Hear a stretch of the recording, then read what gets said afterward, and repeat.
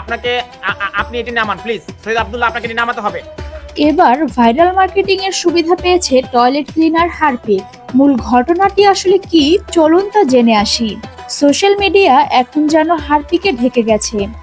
সাধারণ মানুষ থেকে শুরু করে কন্টেন্ট ক্রিয়েটরদের অনেকেই মেতে আছেন হারপিক নিয়ে।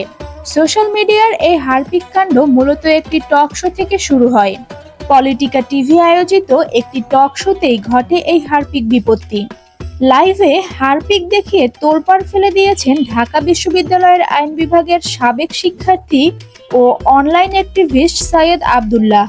4 জনের একটি টক শোতে সৈয়দ আব্দুল্লাহ, নিঝুম মজুমদার, কাজী ওমর ফয়সাল ও পলিটিকা টিভির তানভীর আহমেদ ছিলেন।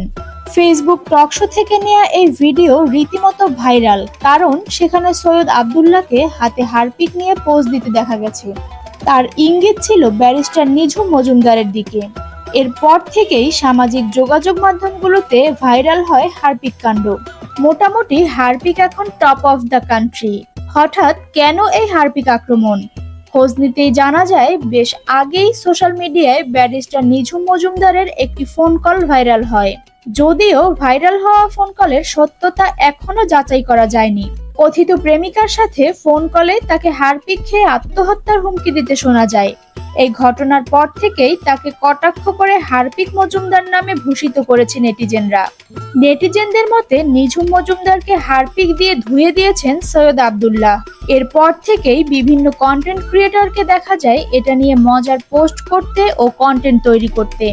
জনপ্রিয় কন্টেন্ট ক্রিয়েটর সালমান মুক্তাদির, কিংগোপলি এবং কাফি সহ অনেককেই দেখা গেছে হারপিক নিয়ে ব্যঙ্গাত্মক পোস্ট ও কন্টেন্ট তৈরি করতে।